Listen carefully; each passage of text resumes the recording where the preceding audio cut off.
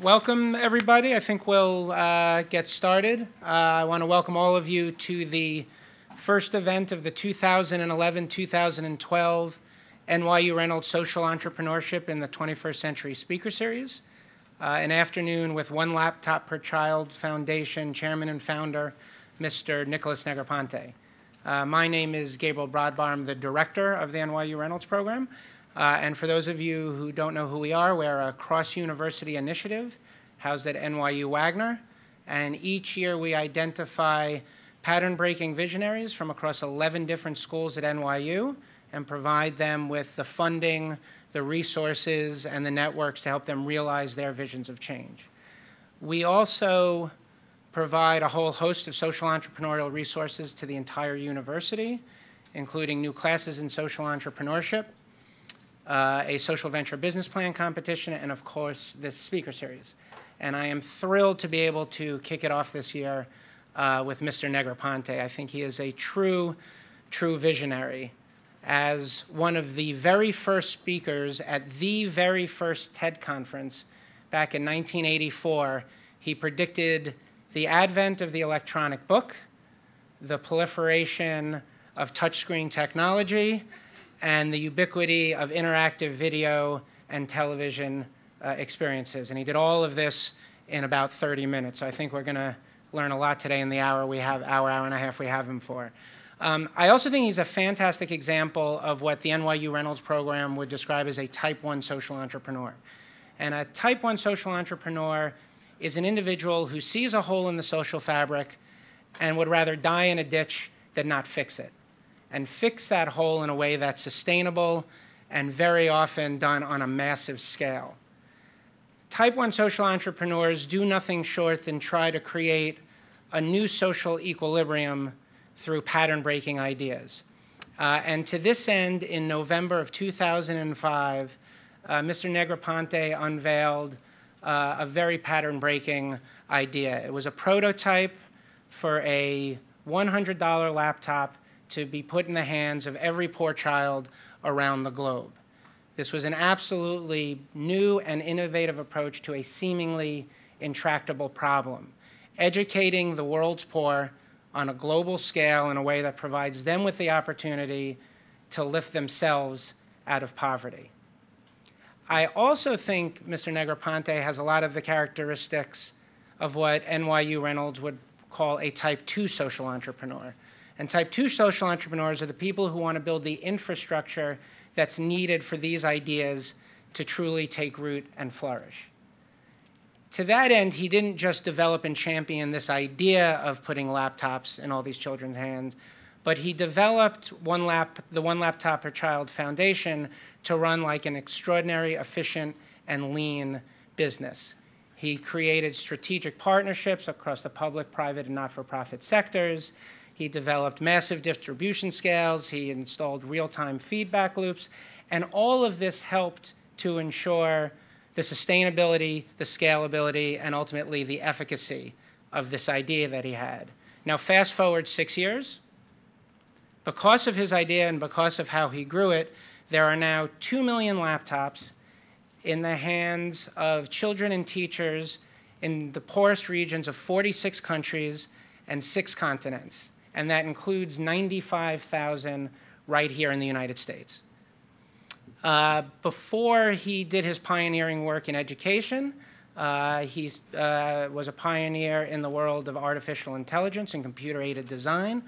He created MIT's Media Lab, which helped push this multimedia revolution that we all find ourselves in. He was the founder and patron saint of Wired magazine. In 1995, he authored the bestseller Being Digital. And as an angel investor, he helped fund more than 40 different companies and served on boards of companies such as Motorola and many, many others. So please join me in very warmly welcoming to NYU and NYU Reynolds, Mr. Nicholas Negroponte.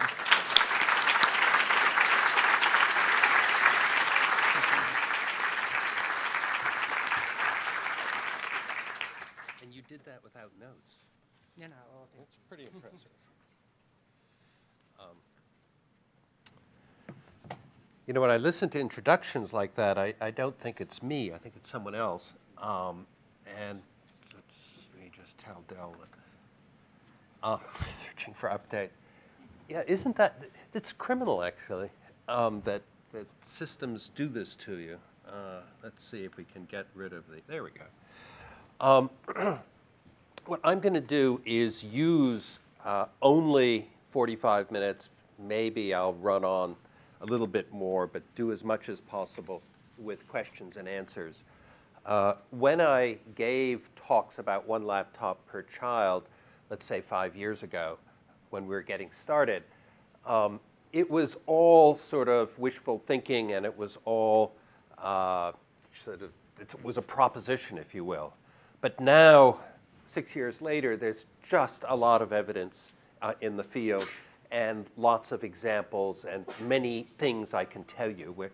So people used to say, is this going to work? Or, you know, how do you know it's going to work? Well, now we know it works, and we have, you know, examples of the hard problems, examples of things that are much easier than we thought, and probably that's going to come out better in Q&A. I'd like to go back to sort of my own beginnings, because some of you are probably here considering that you might become social entrepreneurs. You might enter the nonprofit world. And I highly encourage that. I really applaud it. Now, I had a little bit of a head start.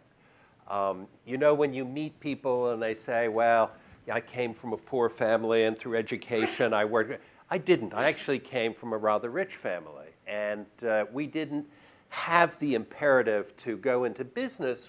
All of us, we're four brothers, went into nonprofit things. Not because somebody said to do it, but because the appetite for success versus achievement was not really there. My older brother went in the State Department. My younger brothers are artists. And we all chose careers that were, in some sense, social and social entrepreneurship. And about 1980, and I'll show you a slide that comes from that period. 82 is when the slide was taken. But about 1980, I was approached by the French government, actually. It wasn't the United States government, to set up an organization in Paris using OPEC funding that would leapfrog development. And it would leapfrog it by bringing computers to education for children. 1980, 1982. The force behind it was a Frenchman named Jean-Jacques Servan-Schreiber, whom you may have read his book called The American Challenge and another one called The World Challenge. The World Challenge was written in '79. This was way ahead of its time. And with the OPEC funds and the French sort of resolve to do it, we started projects in Pakistan, Senegal, and Colombia. Literally putting what were then Apple IIs, as shown, this is in Senegal, in villages that didn't have electricity. There's a generator powering that. And it was, for me, the beginning. And I did it with a man named Seymour Papert. Some of you know him. I recognize some faces in the room. And most of you know of him. And if you don't, you should. Seymour is very much the force behind constructionism as an approach to learning, which is, in simple terms, just learning by doing. And Seymour and I worked in those countries, again, way ahead of its time, didn't really get traction. It didn't sustain itself. It didn't continue. There were maybe 1,000 or 2,000 kids involved in those various locations. But what it did teach us back in 1982, that these children, as in this slide, without any previous experience with computers, could play those keyboards like pianos. I mean, they were just like fish in water. They just didn't, you know, the girl in this picture doesn't speak English or French, actually, and she had no problem whatsoever, you know, using, in this case, the Apple II. Then fast forward almost 20 years, and in those 20 years, the Media Lab was built. It grew to an organization that had almost 500 people in it at the end. operated at about $40 million a year. It was became a very major research lab at MIT. But there was always in one corner of it, literally in the persona of Seymour Papert, a group that worried about learning. And their view on learning didn't even include the word teaching. It included learning in a much deeper sense than somebody having a body of knowledge that they're going to convey, and influenced me and influenced a lot of people. But also at the same time, and these coincidences in life are always pretty amazing, the Tokyo representative of the Media Lab, we had an office in Tokyo, had been previously the bureau chief of Newsweek. And as bureau chief for 20 years, he was an American living in Tokyo, he always kept the good interviews for himself. And so whenever there was a head of state somewhere in Asia that was to be interviewed by Newsweek, he'd do it himself. And as a consequence, well, first of all, he was the only person to ever interview the Emperor of Japan, and I mean the father of the current emperor. The emperor actually attacked us at Pearl Harbor. He interviewed, amongst all of these people, King Sihanouk. They became good friends.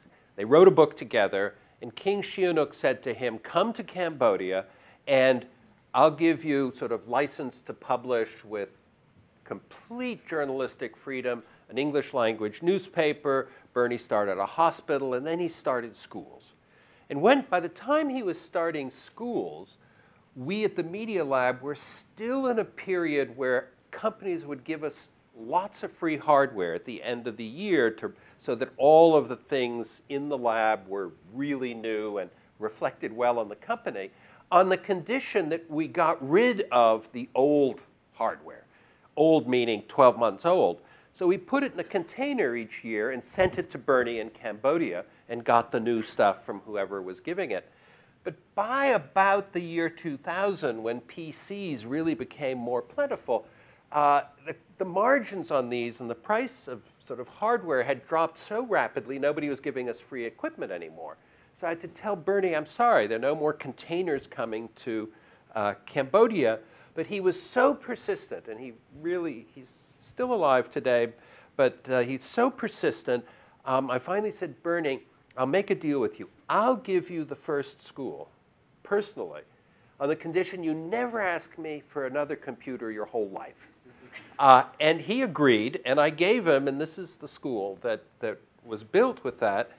And about the same time, my son was living in Italy. I had started a company that wasn't working out. He was having girlfriend problems. And I said, you know, Dimitri, if you can suffer the indignity of working for your father, why don't you go to Cambodia and connect this school? Which he did. He connected, as you'll see a satellite dish in the background, and I sent him laptops that I'd bought on eBay or I had gotten from Panasonic, the so-called tough books. And he did such a good job in doing this that when I went, I was totally amazed. This is a village, has no electricity, no telephone, no television. Average income was less than $40 per year. And all the kids were going home with their laptops connected by Wi-Fi to the internet. And so it reflected on what Seymour and I had been doing earlier, and Dimitri knew Seymour his entire life. And it was an implementation of it, whereas ours was kind of wishful thinking. Dimitri had done it. And when the kids took those laptops home at night and opened them up, the parents were thrilled because it was the brightest light source in the house. And I looked at this and I said, wow, this is the tooth fairy, in this case me, coming to a village. But is it possible to scale this? And the reason I was interested in scaling it is because the time seemed right. We couldn't have really scaled it 5 years before, but it seemed like when you look at this picture, the piece that normal market forces wouldn't do was the laptop. So here is just a diversion for those of you who become social entrepreneurs. I'll tell you what my question in the morning is when I wake up, and I ask it every single morning. Will normal market forces do what I'm doing today? And if the answer is yes, stop. So if normal market forces are going to do it, let them do it. But there's certain things normal market forces don't do, or they don't do soon enough. And the laptop was a perfect example. And the reason the laptop was stuck was a very simple phenomenon that it costs so much less to make something electronic every 18 months. While it doesn't follow Moore's law perfectly, it comes pretty close. So you can count that every sort of 2 years it'll cost, a good 40% less. So what do you do if your DNA has that structure to it? You add features. And there's a little escalation that goes on because the more power you have, the more features you add so that the end cost is the same and the consumer is satisfied with the extra features and they do all the things that you may love or you may not love. But the point being that it's sort of each time Microsoft made fatter software, Intel made a faster processor and so on and so forth. And the question was, could we break that spell? Could you actually break the spell and really not have every laptop be like an SUV that takes a lot more fuel to move the car than the person? And that's why we set out to do the so-called $100 laptop. It gets a lot of very superficial criticism, extraordinary amount. They say, oh, they never hit $100. It's interesting because we did hit $100, and we hit it many times over. But what most people don't recognize is that the value of the dollar dropped. And every time we were getting closer, the dollar dropped. So in fact, today, we have a 100 Swiss franc machine that at the time we launched, was an almost 300 Swiss franc machine. So, just looking at currencies, looking at the cost of raw materials, we got pretty close. And today it floats around $170, $180, depending on spot markets and depending on what Apple's done. Apple more or less dominates the field of displays and DRAM and flash memory because they buy this stuff with futures and hedging and really tie up the market. And I'm not saying that's bad, but it's a reality, and it's something we deal with. Just to give you a sense, DRAM has doubled in a year, and flash has doubled in a year. So, that's pretty incredible when you think of I always thought hardware costs go down, and sometimes they do go up. When we started off, we did it as a nonprofit. And all my friends had advised me not to, and I think they were all wrong. And one of the reasons to do it as a nonprofit is you can have partners who you couldn't have otherwise. And the UN was our partner. Kofi Annan was terrific. We gave we launched it jointly in Tunis. And this is the laptop we showed in Tunis. A little silly, but it was a working model. When I say working, underneath the table there was a lot of electronics, and the wires came up, and it was a real display. And so you could get it to work, but it wasn't a standalone working engineering model. But it was nonetheless, you could demonstrate sort of the intention. And when we showed it, because of Kofi Annan, it was a room about this size, but there must have been 500 TV cameras, maybe 300. A lot of them. It was just all TV cameras. And one of the people sort of yells out, Kofi Annan and Nicholas Negroponte, crank your laptops. So we shut our laptops, and he put his on one side, and I put mine on the other. We started cranking them. They just wanted some footage of cranking the laptop. And as he was cranking his, the handle fell off. Engineering model. But he's such a cool cucumber, he didn't look down, and he didn't stop turning his hand. So the crank stood there, but the little yellow piece kept turning. And I don't know if anybody really spotted it. I didn't hear much the next day. But it got a lot of, because of that, got a lot of recognition. People remembered it so well that still today, when I show people the laptop, or I show them the tablet, they say, "Where's the crank?" Because everybody remembers the pencil yellow crank. And the crank is there, but it's just not physically attached. Actually, attaching it's a very bad idea, and it took us a while to figure that out. For those of you who haven't seen it, this is what we ended up building. And one of the things we wanted to do is to make an electronic book and a games machine at the same time. And remember, this is 6 years ago, but the display, which is really quite extraordinary, is both a reflective display and a transmissive display. So it's both a Kindle and an iPad. And you just switch it in software to be one or the other. And the reason that's important, we felt, was to ship books. And if you put 100 books in a laptop and you ship 100 laptops into a village, keep in mind that each laptop has, or has, in our case, does have, 100 different books. So that's 10,000 books in that village. Most of you didn't have 10,000 books when you went to school, in primary school. So now African villages that had no books have 10,000 books, and that was one of the reasons this sort of e-book mode. Oh, let me put the little ears up. People smile when the little ears go up. They're just the antenna for Wi-Fi and to connect to each other. And the idea that they connect to each other is very important because there isn't Wi-Fi and there aren't really good connections in these villages. So they make a network, and then all you have to do is connect one of them and all the others are connected. And enough of that. These statistics differ a little bit from what you heard in the introduction. It almost doesn't matter who's right or who's wrong. Two things. One is the number is much, much lower than I expected. I expected the number after 6 years to be 25 million, be a really big number. But we found ourselves confronted constantly by not market forces, but commercial interests. And commercial interests constantly were thwarting this. I thought that I had a Mother Teresa shield around me, and that whatever we did would be viewed as good. Well, it's not. And we don't use Windows, and we don't use an Intel processor, so you can imagine who our enemies were.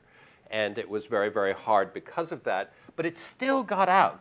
And it got out enough for people to understand that this is a way to go. And I just read in the press this morning that Intel has sold 5 million of their classmates, which is absolutely terrific. So there are 5 million kids out there that have classmates. And it's, that's better than nothing. So it's really good that that's starting to happen. What I found, and what I sort of spend my time talking about, I could show you photographs that are like coffee table books, in very many cases taken by the kids. I have not a clue who took this photograph. And it's 2 kids in Nepal. But kids working with each other, the next few slides are sort of pairs, is extraordinarily important. While we call it, and we believe in 1 laptop per child, and it is 1 laptop per child, they tend to work in pairs and groups all the time. I have a friend who just visited Uruguay, and Uruguay was the first country to complete every child in the country. The president of Uruguay, about 3 years ago, said every child in my country will have a laptop within the next 18 months. And that was very important for him to say it, because you can't do them all instantly. You've got to roll them out. And so some kids will get them before others, but at least the kids who didn't get them first knew that they'd be getting them shortly. And he indeed did every single child in the country. And he said publicly, "This will be my legacy." We couldn't get better. There's no better situation that we could find. And you'll see, I'll show you some in a moment. This is in Afghanistan. Afghanistan, to me, is fascinating, not because it's very poor and has some extraordinary statistics. 25% of the teachers in Afghanistan are illiterate. Can you imagine that? And the next 25% only have 1 grade of education beyond the kids they're teaching. And only half the kids are considered as eligible to go to school by the Minister of education, and 75% of the girls don't, and 50% of the boys don't. I mean, it's extraordinary. I mean, you can't just fix that by building more schools and training teachers. But we're spending, in Afghanistan today, we, the United States, are spending $2 billion a week. That's pretty good money, $2 billion a week. We just happen to be spending it on war. It would only cost 3.5 days of war to give every child in Afghanistan a laptop connected. It's not bad. So I sent one of our people over there and arranged for him to meet McChrystal. The person I sent, his name is Matt. And I said, Matt, when McChrystal asks you how much will it cost, don't hem and haw. Just say $1 billion, sir, because that's the cost. It would cost $1 billion to do every child in Afghanistan. So Matt goes to Afghanistan, and McChrystal amazingly gives him an hour of his time, middle of this war, if you want to call it that. And McChrystal spends 40, 50 minutes fascinated by the laptop and what Matt had to say. And then he says, Mr. Keller, how much does it cost? And Matt says, $1 billion, sir, right on cue. And McChrystal says, that's not a problem. And that was the end of the conversation. And I thought, wow, that's pretty good. And so we thought we'd do a lot there. And I decided I better go. And the day I was leaving was the day McChrystal was asked to come back by Obama. And you know the rest of the story. So I didn't even finish my trip. I never got there. And we've tried again, but it's very hard. It's very slow. It's very difficult, but it's the perfect country. So we probably have 10,000 of them there at the moment, not a very big number. This is Mongolia. Mongolia interests me because it's the least dense country in the world. And since it's nomadic, education has its own separate problems because you don't want to separate the kids from the parents, which they do, of course, but you know, that's not ideal. So connected laptops would certainly contribute to nomadic computing, and we may be doing that again in a few months in Africa, in the region between, or the border of Kenya and Tanzania. It doesn't even matter where this photograph is from. It's so, you know, I just wonder when this girl grows up, she's going to be just a different person than she could have been without it. And you may notice her little brother in the background, barely. The Australia, the Aborigines, these are just now, we're getting a little photogenic. I sort of like this picture because I can't tell you how much time we spent designing the handle on that laptop. And it was quite amusing to see it. And the designer is a man named Yves Behar. And I remember saying to Yves, I said, Yves, you know, one thing this project has to be in the Museum of Modern Art, and it is. So it was sort of a side interest of mine. Now you get children using it, but children teaching their parents and children teaching their grandparents. And I don't have a better story. It's hard to measure how many people or how many kids do this. But when you go to the remote parts of Peru, where there are almost 1 million laptops today, Peru has 2.2 million kids, and there are roughly 1 million laptops. And a lot of the kids in the remote parts of Peru are teaching their parents how to read and write. There are quite a few in Colombia and other places. And to me, that's the best that could happen. We just brought to MIT, and he just arrived a month ago, a man named Sugata Mitra, whom you may not know by name, but you probably know his project called Hole in the Wall. And about 12 years ago, he put a computer in a hole in a wall in India, in an illiterate district of a town, and just put a shelf with a keyboard on it and went away, and a mouse, and then just walked away. And within 25 minutes, the kids were surfing the web. And there, what he's doing, which is very different than Seymour's thinking, is that he's looking at the collective intelligence, the collective learning, and believes that you need some number greater than 3, maybe greater than 5, but less than 20 kids to sort of collectively do almost anything. And we're now looking at that as a next phase. This is in India, and the reason I show and like this picture is that the teacher, and I've actually met him in this village, taught school in a very rote and rigid fashion. The kids sat in perfect lines on these small pieces of towel that were also in perfect lines, and they sat there perfectly still, and he'd deliver his little lecture, and then, you know, kids really didn't ask questions because they're afraid of being wrong. This is how he teaches now every day. Those kids run to school. Parents hang in the windows.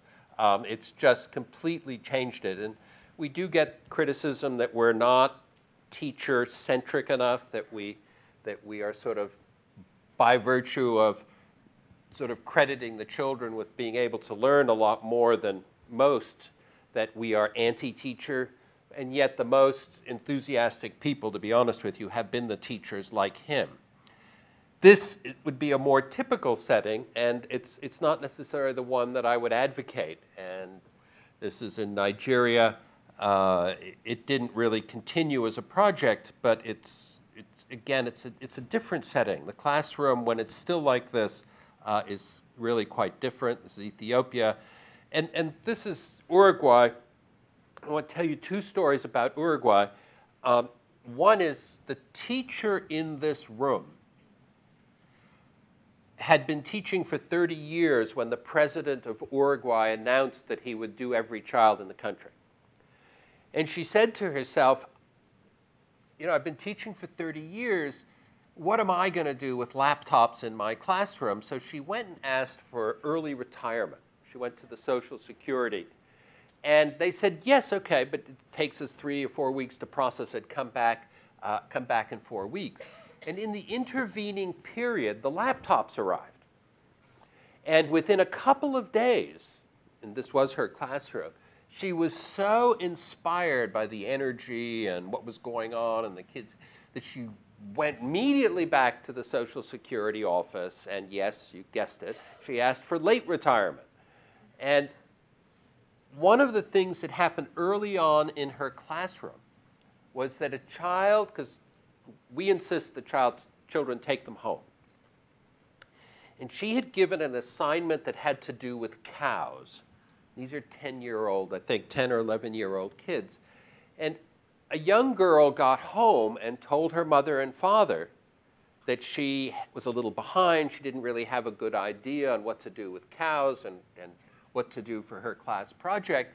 And the father told her, you know, you're very lucky, because our cow is giving birth tonight. So these laptops have cameras on them, and she was allowed to stay up and video the birth of the cow and brought that back to class the next day as her project. And of course, all the other kids were ecstatic and fascinated, and what's more important is that they figured out collectively, this is Sugata Mitra stuff, how to upload it to YouTube. And so they uploaded it to YouTube and got 100,000 hits in some relatively short period. And this teacher, she didn't tell me, she told one of my colleagues, you know, that I would have never expected to have my homework assignment viewed by 100,000 people. And the self-esteem the child gets, the enthusiasm of the classroom are to me, you know, all absolutely vital. So this has been going on for, you know, in the field, really, really going on is 3 years. There were prototypes before, and it's rolling along. We've spun out another nonprofit that now manages this and does all the things that look and feel like laptops. And they're based in Miami, and we even buy our laptops from them, and they're rolling this out in a very business-like but nonprofit fashion, doing things like having staff meetings, which I've never done in my whole life, and doing things that, again, look and feel a little bit more business-like than my behavior. And in Cambridge, what we continued to do were a few of the really charitable and sort of high-risk projects, in particular Gaza, and our interests in Afghanistan, and then more recently East Africa. So we did some of that from, if you will, the charity side, where we knew we would be paying for it, not the host country. And then, because we're hackers and engineers and the people at the Media Lab and the people that are in the vicinity, we decided we'd make a tablet. And we decided this long before the iPad came on the market. And you'll find pictures of this that predate the iPad by a year, at least. And what we thought we wanted to do, and this is what we showed at the time, is to develop something where you literally poured chemicals into one end of a factory, which actually might be just a box, and out spewed plastic tablets. And you can put logic on plastic, you can make the display in plastic, but we were a little ahead of our time.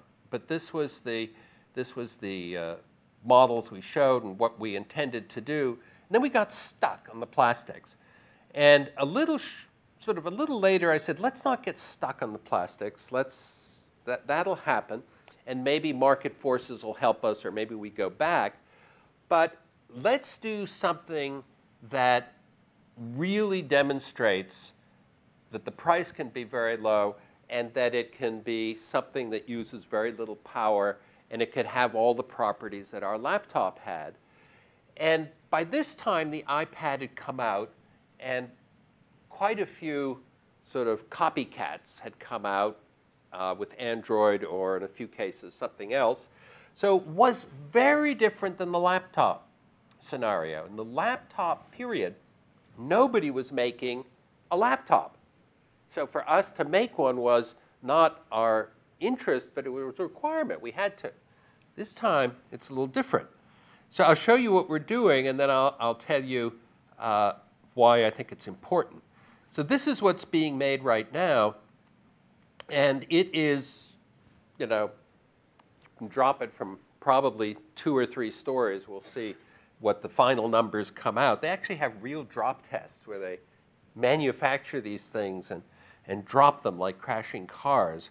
It always breaks my heart to see them break, but they test them that way. It's a little different in that the inside of the cover is a solar panel, so that we can really now go into the places that have absolutely no power, no connectivity, and so on. So the cover is not only a solar panel, but it has a battery in it. And when you put them back together again, there's also a battery in the tablet. It charges and allows you to operate, depending which mode you're in, for as long as 20, 25 hours. So that's a lot of capacity. And of course, they'll be low enough to crank. So what I'd like to end with, and then use questions to sort of guide the direction from there on, is why are we doing it, or what are we doing right now? Because if there are all these other laptops, why not just declare victory and walk away? The reason not to declare victory and walk away is that normal market forces may not do exactly what you want, but they'll do something. And some force has to be left behind that will keep pulling it back in the direction, at least that we think would be socially important and change the world through education. And what we've done is we've focused on a very specific question now. And this question is, can children learn how to read on their own? Now, here's why the question's interesting. The question's interesting because today, if you go to the UN or any of the organizations, they will tell you that there are 70 million children who do not go to first grade. The number's probably quite a bit higher, because there are kids who statistically go to first grade, but when they get there, there's no teacher, or the teacher's drunk, or there's no school, or it's just a tree. I mean, so what do you call not going to school is probably a number closer to 150 or 200 million kids worldwide. Now, the question is if those kids could learn to read, then they can read to learn. That's pretty straightforward. But the way the human brain works, it's not like walking and talking. I'd wish it were. In other words, if you take any 5-year-old on this planet and drop that 5-year-old in Paris, 6 months later, that child will speak French, maybe 7 months at most. And that's unequivocal. And Seymour used to fantasize that you could create a country called Mathland and drop a kid in Mathland, and the kid 6 months later would know math, which I like the metaphor, but it doesn't complete. There isn't a place called Reading Land. And the reason there isn't a place called Reading Land is that our brains have evolved over roughly 1 million years, but reading has not been part of that evolution until, depending how you count, 3,000 years ago. So our brains are not wired to read. You actually have to learn it. Now, one of the reasons that our children, your grandchildren, your nieces, your nephews, learn to read is because there's a lot of setup. Now, anybody who's had the experience of reading to a 3-year-old or 4-year-old child in bed at night, you know very well that even if the child can't read, the child knows what words are on the page. And as you're reading the words the first time, the second time, the third time, and by some small number of times, the child has memorized the words right down to the page break. And I'm sure a lot of people have had this experience. You sit there, and the child says the story and halts. Then you turn the page, continues.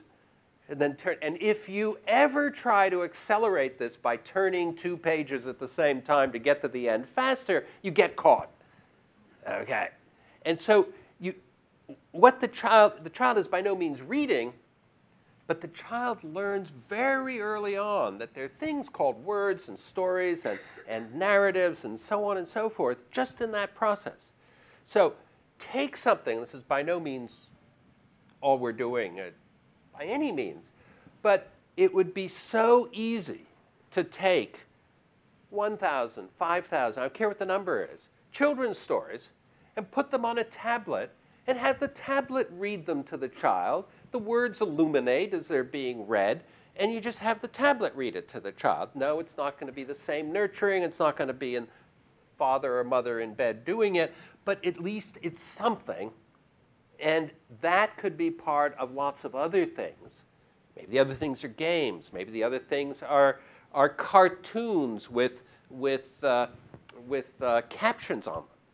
I mean, just captioning cartoons may be a piece of it. And then you go through the games, you go through the phonetics, you go through the whole structure and the sort of the deeper things that have, to do with learning how to read. And what we believe could happen is that you go to these villages and children, the whole village, nobody in the village knows how to read. I mean, there's no literacy in the village. And if the kids could learn how to read, so to speak, on their own, in fact, this is why we brought Sugata Mitra to MIT, because they're not really on their own, they're there together. They're there collectively. We think that would be a very important thing to do and thing to find out. So my description, and my colleagues get dyspepsia when I say this, but my description is, we're going to drop tablets out of helicopters into these remote villages, and you get my point, whether we literally or metaphorically do that. But the point is there's no human intervention. By human, I mean adult literate intervention. So that's what we're looking at right now, and that's, so to speak, the next stage of this. So, having said that, I think I was pretty good. I maybe went 5 minutes over, but you've got 35 minutes to ask any question you want. I don't have any secrets at least to my knowledge, and go ahead and fire away. Yeah, we actually have two mics. One's over there and one's over there, so if you wouldn't mind lining up by the mic and getting right to your question so we could get as many people in as possible. Thanks so much. Maybe we'll start over here. Thank you so much for your inspiring talk.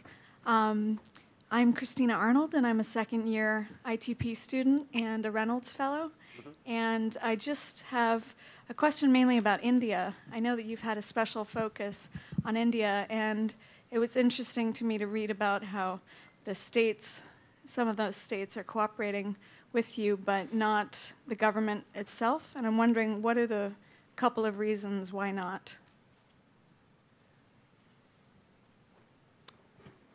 Some would argue that India is a premature democracy and that it has costed an enormous amount of development, and that the chaos at the federal level is part of the reason why China and India 25 years ago were roughly at the same level of poverty. China's way up and India's hasn't really done that much. And the foreign investment is still, I think, 3 times in China. The per capita income is 2 point something times in China. So India has really been left behind. They have a wonderful PR mechanism that makes us think they all speak English, which very few do. It makes us all think they're mathematicians, some are. It makes us think that it's a very advanced technical country, and it really isn't. What India is starting to do is they're starting at the state level, which has nothing to do with their appreciation of us, to be bolder and more aggressive, because the federal government is still, I think, tumultuous. Now, somebody will get annoyed with me probably, but the chaos, if you just go to the Parliament building and you look at the way they debate and the way they argue and they scream at each other, and when one person's talking, the others are screaming so you can't hear them. I mean, it's just, you just say, this is a country that it just doesn't work. The state level, it's depending on who the minister is or the chief minister is and what's happening. So it's not so much us. The part that is fascinating, and I'm sorry to be so long with the answer, is that in rough numbers, 25% of the world's children are in India.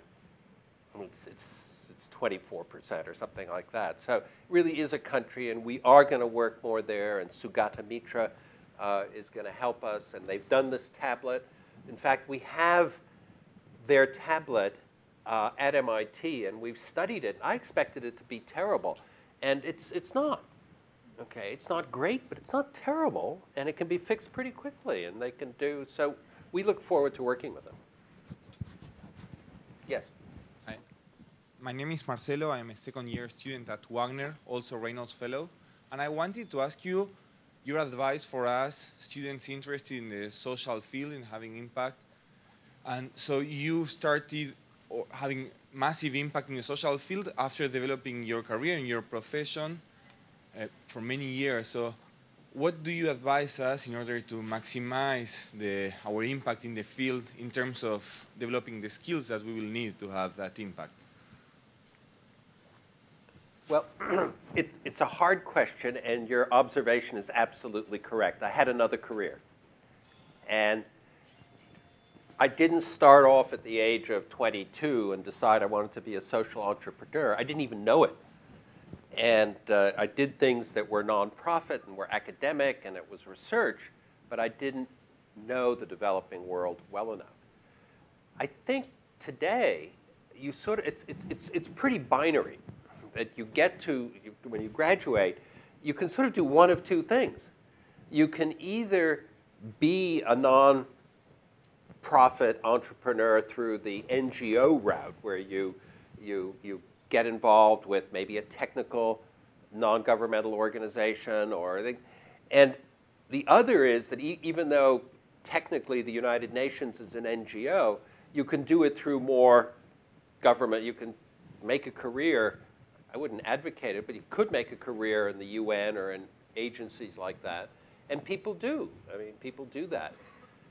Most people tend to do other careers and then come back afterwards and cycle through it. So starting off from scratch, the best formula seems so far to be to make sort of like a startup or be part of a small NGO that can move fast and do things. And it may not change the world immediately, but it could have an enormous influence. Hi, my question is about measurement and how your organization plans on measuring the impact you guys make. So if the goal is, I'm assuming the goal is majorly literacy improvement in children's lives around the world.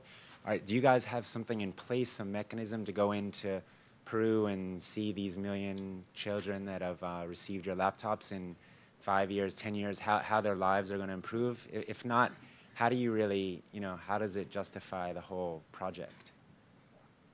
Well, there are three quick pieces to answering your question. And the first, I will admit, right up front, is my tendency and is somewhat arrogant, but it is, if you have to measure it, it wasn't worth doing. Namely, it should be so noticeable, you don't have to go out and measure it. We don't measure today the value of cell phones or the value of electricity. In fact, the president of Georgia, I actually bumped into him at a party, and he said to me, Professor Negroponte, we're going to do a pilot project in Georgia. And I said, Mr. President, do you pilot electricity in your country? And there's certain things that you don't have to measure. Now, that's the quick first piece. The second one is when you do measure, and I've become much more tolerant of it, it shouldn't be us. It should be someone else, because we can't measure ourselves. So there are organizations, I think some have done a bad job, some have done a good job, but in Peru and Uruguay, especially Uruguay, which is complete, there are a lot of people measuring at the moment. There's a lot of stuff on the web. Fortunately, most of it's in Spanish, but there is stuff. And I guess the third answer to your question is that we get criticized all the time for not measuring. And so this time with the reading project, we're going to do it so scientifically. We're going to get all of our measurement critics to participate in the design of the experiment. And then we're going to just, so if 2 years from now I'm invited back and say, oh, we know kids can read, and somebody says, how do you know? And I'll say, there, right there. It's been measured, and it follows all the protocols and all the methods of doing it, and having the control groups and the baseline and all the stuff that I have been for 20 years very allergic to. So I will come back, and we're much more tolerant of measurement than I've ever been before in my life. Mr. Negroponte, my name is Eric Roland. I'm a first-year student in journalism, Latin American studies. I'm very interested as to why either the challenges or the choice of Peru and Uruguay as staging grounds for the one laptop per child project in Latin America. And secondly, did one laptop per child sort of inspire Uruguay's education movement, Plan Ceibal, and their electrification of education? Or was it the other way around, and did Uruguay come to your organization looking for support? The quick answer is that they came to us looking for support, but there's a really interesting general issue, is how do you pick countries? When we started, and if I go back to some old speeches I gave, we had 5 countries: Pakistan, Thailand, Libya, Nigeria, 6 countries, Brazil and Argentina. Those were the countries. And I sort of had picked the countries because I knew the head of state, or I had access to the head of state. And then I said, well, we have a Muslim country, we have an Asian country, we have a Spanish-speaking, a Portuguese-speaking, an Arabic, Sub-Saharan. In other words, we justified this as a nice rainbow of countries. And about 3.5 years ago, as I was zooming around, this was in the days I was single, I was traveling 330 days a year. I mean, it was wild, just going around. And it was clear that none of them were going to step forward. And it ended up being Peru, Uruguay, and Rwanda, the 3 countries that stepped up to the plate. And the way of selecting is identical to dating. Absolutely identical. The country smiles. You smile. Okay. And then, maybe it's not the most beautiful person in the room, but full of character. And then they come, and then you get married. I mean, it's the point being that it's iterative. And I had picked 6 countries and just, I thought the most beautiful in the room, so to speak. And yes, they flirted with us, and yes, there are lots of pictures. Every one of them shows Lula or Gaddafi or somebody hugging Nicholas saying, I'm going to do every kid in the country. Every single one of those countries. Okay, and when the time came, none of them were there. None of them did it.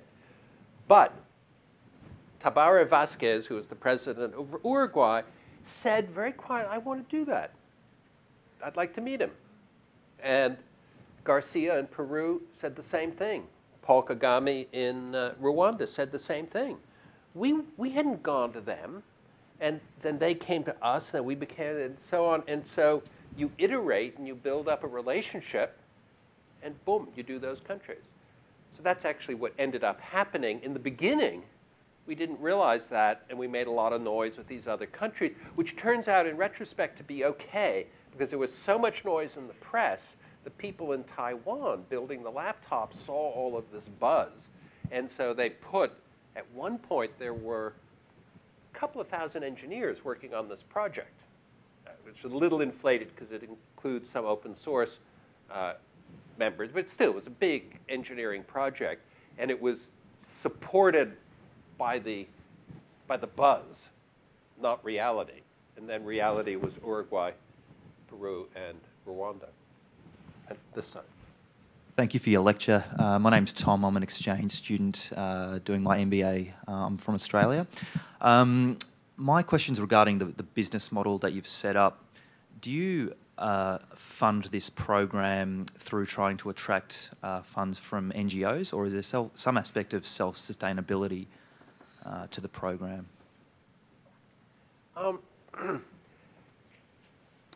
Self-sustainability is not really part of our economic model. In fact, I have told many people who work on the project, you know, we should extinguish ourselves pretty quickly, and we have reduced in size pretty dramatically. What we did, and I don't know if you call this an economic model, but we got a burst of funding in the beginning, and then we lived off that capital infusion by drawing down over time. And in the middle of that, we tried something called Give One, Get One, where you buy a laptop at twice the price and you get it and then another kid. And that in the first year was so successful, it generated an additional $30 or $40 million.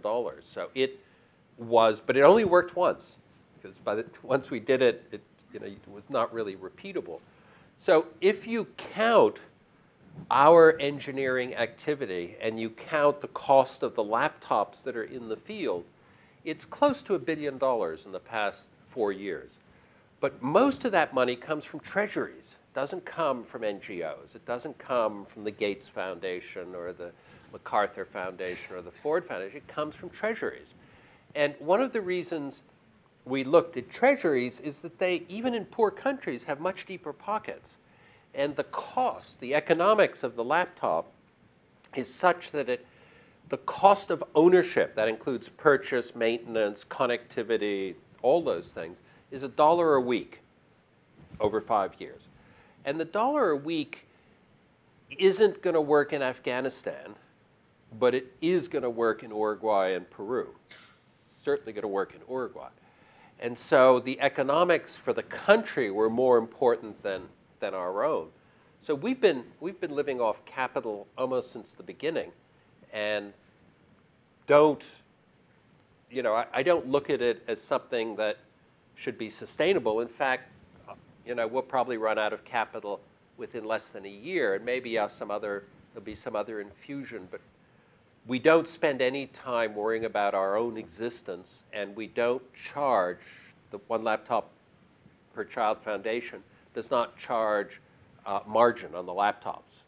And that's very important. That's not part of the model, so that when I talk to a head of state, I can say, you should buy, or I'm not selling. In other words, we do not benefit if they buy 1 million versus 100,000. And they know that. That's very important. Hi, I'm Charlie. My partner and I are working on a limited profit social venture to deliver drip irrigation systems to East Africa. You touched on this a little bit in the last question, but OLPC is a full-on nonprofit. You said you don't charge any margin, and you said that you got partnership opportunities out of that that otherwise would have been impossible. What limitations, though, do you think are imposed, if any, by the 501c3 structure? And what are your thoughts on limited profit social ventures, double bottom line, triple bottom line, things of that nature? Well, boy, you're ahead of me in some of that. We are 501c3. We're also a 501c4 and C6 and the other parts of the organizations. I have found no limitation in the 501c3 structure at all, but you're not supposed to lobby, and so there's some things that we can't do in this country. And some people don't care about the tax because if it's a corporate expense, whether it comes from below or above the law, where it is in there, it doesn't make too much difference. So some of the companies like Google and AMD and Red Hat and News Corp and so on didn't really care about the 501c3 structure. So we used whatever structure was appropriate. You want a little of this, we'll do that. So we moved between them, and we made sure we had all the legal structures so that we could put on the right hat for the right occasion. I don't know if I can tell you very much about the accounting and structural questions you're asking. What we didn't do is we didn't try to sustain ourselves by charging margin. Now, the group in Miami is doing that, and that's the other. It's not a 501c3, and we'll see in a couple of years, how that works out. And their model, if I were starting out, is probably a more reasonable. My model perhaps reflects sort of an actuarial mind view of the world. I mean, I'm not going to be doing this for 20 more years, and maybe it doesn't, maybe it doesn't have to sustain itself, and maybe we could not spend much time raising money for ourselves, but use the energy we have to have impact in the country, impact in the world. Thank you so much, Professor, for coming down and speaking to us today. My name is Phil Grome, and I'm a first-year ITP student. I've recently just come back from Kenya, and over in Kenya, there's an Android device which is being sold by a company called Huawei for about $85. It comes bundled with $10 of airtime and $10 of data, so for $65, you've got a very powerful smartphone in your pocket. It's a very robust device, fairly good battery life. My question is, what potential do you see for smartphones as a tool for literacy and numeracy teaching? And is this the market force? Will cheap smartphones in the developing world be the market force that does kind of take over from the one laptop per child initiative? First of all, in full disclosure, we are very close to Huawei and follow them very carefully, work with them, and probably will do some really big things with them. What is the market force that's the interesting one in the cell phone world, of which Huawei is the dominant infrastructure provider, is the connectivity. So the market forces are connecting the whole world. The fact that there are more cell phones than people in this world is kind of a funny one-liner, but also that doesn't really matter. What matters is how close people are to and how economic the infrastructure is. Can they use it? Can they afford to use it? When you get to the device, at that point, whether it's a smartphone or a tablet, is almost incidental to the network. Not quite, because there might be more bits on the tablet than there are on the cell phone. But let me call it incidental for a moment. And then the question isn't so much cell phones, it's the form factor. And I happen to believe that something like the iPad, and Steve Jobs and I didn't compare notes on this, but I think it's more or less, nothing's perfect, but it's a damn good size. It is reading friendly. It's a 3:4 aspect ratio. It engages your peripheral vision enough. You're not looking through a keyhole. when you get bigger ones, I don't know how many of you bought the bigger Kindle when it came out. I did, and suddenly it kind of felt too big and it was too heavy, and sort of I immediately gave it away and went back to the small one. So I think the form factor is something in the vicinity of the iPad. If people want to afterwards, I brought a model of our tablet, so you can look at that. But this is what we sort of did. It doesn't have a bezel, so the display is pretty big. But so that's what we sort of think is the right form factor, and you're welcome to play with this afterward. It is a model. The real ones are being built. Let's put it there. I suppose if I might just add that, is it worth kind of looking at these handset manufacturers and make sure that they start bundling educational materials onto cell phones? Is it worth speaking to the network operators and ensuring that they have a stake in this? And so that, instead of, a lot of network operators are starting to do a lot of different things with entertainment products and banking and insurance type of products. Is there not an opportunity to start actually creating a sustainable business model out of sort of M-learning on devices, in which a network has a stake and perhaps an educational provider also has a stake? Again, the answer to that's going to vary from country to country. Partly because of the way the licenses are given out, how much windfall there is to the country, how much they can use the windfall. In fact, the laptops in Rwanda, and this is not widely known, are funded by the license fee for the cell phone network. So that's one form of sustainability.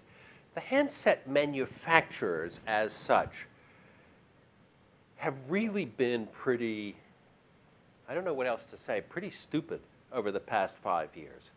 If you look at who the two main players are today, they are people that didn't make cell phones 4 years ago, and they dominate it today. So it's a thing that just changed so quickly. And Apple and Google dominated, and as I said, they didn't make cell phones until very recently. So the handset makers, the traditional ones, have been a little bit asleep at the wheel. And typically, they are not part of the same company that makes infrastructure. Sony became the Ericsson piece. Nokia split its off. Motorola split its off. Nortel never made handsets, and so on. And Huawei is the exception. And Huawei makes tablets, handsets, dominates the infrastructure, and of course makes all sorts of telephonic equipment, and they dominate Africa. So they're very interesting, and when they bid on doing the infrastructure for Uganda, they can throw into the bid some really interesting stuff that has to do with education, handsets, tablets, and I'm sure they will. But I'm not sure there is an ideal, sustainable model because the form factor is still a big deal for me. Yes? Hello, sir. Thanks for the speech. Sir, most of my questions have already been answered, but I relate my question with the Indian-related question, right?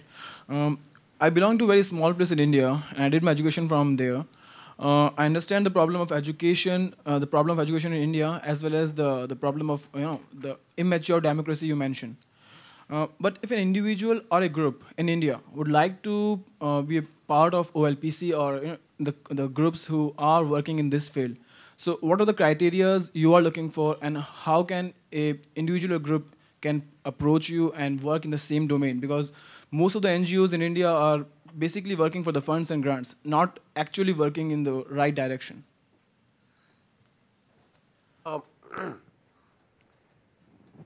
We are getting smaller, not bigger. So I wouldn't try to sort of necessarily work with us, but you probably want to make contact with Sugata Mitra, for example, and because he's going to be doing stuff in India and very actively in India. And that's the kind of person you want to be talking to. Plus, he has time. He's here. He's moved. He's got an open calendar, and he's got lots of energy to put behind this. What we look for is different. We don't tend to get involved with NGOs because NGOs are a sink, not a source. I mean, they're not going to fund you. They need support themselves. And just the nature of it, it's like small businesses. It's for us, better to deal with governments. Now, dealing with governments is very hard. It's very frustrating and very hard. But we've decided to do it, and we've even decided on occasion to do bilateral agreements where we persuade government A to fund government B to do it. And that's even 3 times harder because you're now getting 2 governments to agree to do something. But that's where we've put our attention because we think they have the scale to do it, and there is an additional belief that, at least it's mine, and that is that education is part of the civic responsibility of a country. Yeah. And it's not a public-private partnership. It is not a private phenomenon. It is like basic health, clean air. It's the responsibility of the government. But sir, do you really need to deal with the government, or can't you directly contact some entrepreneurs in India or something like that? I mean, we can, but it's because the government it's not clear to me what we're going to get. If we're looking for Monday, I could do it, and I have spent time in India doing exactly what you've said, but it's just never panned out. And there's another issue in India which I don't understand. Maybe you do, but the very rich people in India are not as generous to the poor people as they are in this country and in other parts of the world. And I've never understood that properly, but you can educate me later. Yes. Thank you, Professor. You've already covered one of my questions that I had, but my other question is a little bit off topic, but still of interest, concerning Wired magazine. And I enjoy the magazine a lot, and figured that you, in investing in it, must have seen some sort of value to the stories that it covers. So my question is, what was your interest in that magazine, and do you find value to the things that the topics that they cover? The 2 founders of Wired magazine, Louis Rossetto and Jane Metcalf, were people that I had known before. At least I knew Louis when they lived in Amsterdam. And when they came to this country, I was very actively investing in things. But I wasn't planning in investing in a magazine. I mean, it just hadn't crossed my mind. That seemed pretty old-fashioned. It's not electronic and so on. But we were at a TED meeting together. I think it was TED 2 or TED 3. I forget which one. And I was with my son, and we were talking to Louis and Jane, and they say, oh, who's going to fund it, and this and that. And out of complete show-offmanship in front of my son, I said, I'll fund it. And I and I'll write the back page to protect my investment. And that's how it got funded, literally, at that TED meeting. And then I had to go out and give a few more lectures to earn. I said to Jane, I'll pay you over time. I didn't have the, that's how it started. It was really pretty random. There was no studying of this or anything. Cool people doing something. We didn't know what it was going to be like. And I can tell you lots of Wired stories, but another act of fate. It was not studied. Thank you. Sorry. Yes. So my question has to do with sustainability, but in the technological sense, not the economic sense. You said that 1 laptop per child is getting smaller, and you won't be doing it in 20 years. But let's say looking 10 years into the future with whatever the current 1 laptop per child technology is, whether it's tablets or phones or whatever, how do you see it progressing? I mean, obviously the goal is to get more laptops or tablets out there, but presumably people are going to graduate, they're going to move on. Do you see them passing on the laptop to other people? How do you see this project sort of continuing on and sustaining itself even after you guys have diminished in the next 10, 20 years? A very good point. The way we looked at it in the beginning was that the lifetime of the laptop would be 5 years, which is at least 2 years more than any manufacturer will ever do.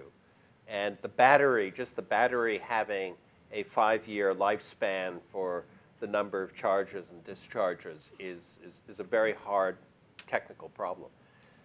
And I think we solved it. what that means is that let me take Uruguay. Uruguay did every child from 1st to 6th grade. It hasn't been 5 years yet, but each year there's a new cohort. So they automatically have a little bit less than 20% laptops they've got to add each year just because they're children coming into the system. Then after the 5th year, you have a new problem, which nobody's hit yet, and that is that they're hitting their end of life and you have to replace it. So now it's suddenly a number more like 30, 35% are being replenished because you still have the new cohort and you have the sort of failing machine. So the steady state of any country is some number like 20 to 30% of the kids in primary school is the number you're going to have to refresh each year. Now, the good news is that the price should drop and the numbers, should get better. And then they start getting used for other things. They start getting used as television sets. They start getting used, and they don't have to go into the scrap pile. But when they do, then they have to be really, really as green as humanly possible. You can't have any metals in there that are hazardous and so on and so forth. So we've spent a lot of time worrying about the technical lifespan and that kind of sustainability. And I think we've done a reasonably good job of it. There's some weak points still. We coat some plastic with rubber, which is really a no-no. That doesn't degrade as well as it should. But that's, I think, our biggest sin at the moment, and we're trying to get rid of that. Thank you. Hello, sir. My name is Lee. I'm a recent graduate from Steinhardt Environmental Education Master's degree. And I was recently approached by a foundation and had this new and interesting job, and it was pretty much given a very open-ended kind of directive to take this internet technology platform, who the founder of the foundation doesn't really understand the internet, the new waves in social media, the laptops, the way that they might affect other countries and young people, and to create a project that helps bring people together to basically help the world. And the reason I came to your lecture today is I've seen OLPC for a long time, and I believe it's been one of those ways.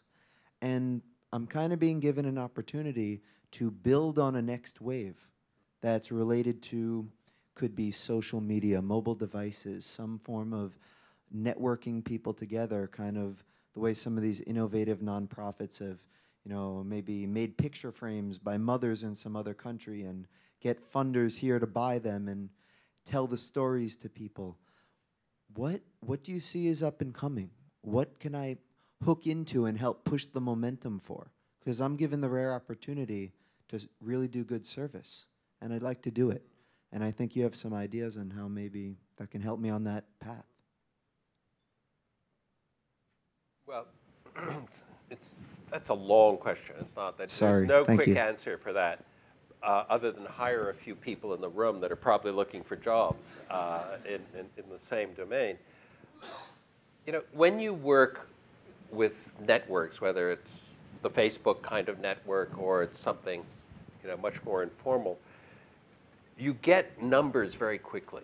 You can do things that people who are in your office may not remember from the world of atoms, if you will. It took much longer. And there are a number of projects, I don't know them all by name, where people have tried to sort of aggregate entrepreneurship, social entrepreneurship, and aggregate it and aggregate the funding for it. And that's probably where I would look. I mean, I would look at those things because very small amounts of money from lots of people, each doing a small amount, but there are lots of them. There's got to be something in that. I haven't harnessed it. You should harness it. I don't know exactly how, but I do know it's possible today, and it wasn't possible, 10 years ago. So that's not much of an answer, but it's the best I can do. Do you know where I can look for those project resources, the names of them? some people would know some of them. Isn't Kiva one? And what are some of the others? Which? Kickstart? Kickstart. Yeah. If you know, please come tell me after. Okay. We have time for one more question. Hi, my name is Shraddha Borauke. I'm studying multicultural education through media at Gallatin. And my question for you in reaction to your comment where you said that there's no human interaction when you deliver these laptops into countries with cultures that are very different from the West and America. What are your efforts on the software end and program end where you are ensuring that your system of education and the Western way of teaching and learning is not overpowering the cultures that they are entering into? And my second question is how much there's problems in the third world and you're trying to solve them, and that's amazing, but how many problems in education is one laptop per child tackling in America, where education is getting the brunt of all the problems of the war and the budget and everything? Okay. These are probably two good questions to end with. And let me do them in the order you asked them. We've picked for this round countries: Sierra Leone, Liberia, Kenya, Papua New Guinea, Guyana, maybe one other. What they have in common is something that you probably couldn't guess if we made a little test out of it. What they do is they teach English as the first language for reading nationally. That's the national. You go to Sierra Leone and first graders learn to read and write English. And you go to the tribal languages, there's no written form, and the official language is English. So for our reading project, we're going into places where there is no dispute. In other words, we're not like the French who went into Africa and made everybody learn French. We're picking countries very carefully for that, to avoid at least that piece. What we are also discovering, which is not the imperialism that maybe was sort of behind your question, but just simple little things. When we just sent tablets to Sierra Leone, we put existing software on there. And somebody came for one of our meetings and said, the best software for learning to read is Elmo. And there's some, I don't even know what it's called, on the iPad, where Elmo teaches you the ABCs and the phonetics and so on. And everybody thought this was a fantastic program. But you can't understand Elmo. I couldn't understand Elmo. And you really want people in Sierra Leone to talk like Elmo? No. So here, this beautiful piece of software, at least supposedly very good, was just immediately disqualified. So you have to do certain things that, yes, it's fun to hear the story perhaps, but even at that level. Now, I think your question was much deeper, that has to do with the cultural, issues in the country. And again, that's a very, very long question. But if kids learn how to read and write in English, my assumption is it'll help them learn to read and write in other languages, but it also gives them pretty good access. The question about this country is a much harder question, because it's a harder problem. It's a little bit like renovating a house is harder than building a new one. And you've got three fundamental flaws that exist in the United States that are so big and so gaping that to go and fiddle with laptops and so on is basically impossible. And so we don't do it. The first flaw is that it's run on real estate taxes, and there's 17,000 school districts. It's just, that's lunatic. Okay, what are we doing? I'm going to deal with 17,000 different groups, and and based on their real estate taxes, what their education system is. Second flaw is everything's age segregated. I much prefer going into a remote village where all the kids are, multiple ages doing these things together. And then the third flaw is that we have this belief, which is really a problem in these tests and test scores. And that's the killer. Now, when you get these three things that are so orthogonal to everything I believe and everything we think, what do you go and you go put some laptops in there? Yeah, it would help, but you know. So we've worked in poorer countries, different places, partly for that reason. Now, we just started last weekend a project in Miami in Haitian schools and so on, and we have one in New York that worked pretty well a couple of years ago. We have one, the one that worked well, I think, is in the Bronx. We had one in the Brooklyn that didn't work so well. We had an effort in Birmingham, Alabama, which I don't know whether it worked well or not. But it's not our agenda, and other people need to fix it. And it's also the case that in this country, we're spending on average $15,000 per child per year. So our problem isn't money. I mean, that isn't the issue. So there's something else broken that I'll let other people fix while we deal with countries who are spending, you know, at most $200 per year on education per child. Okay, thank you very much.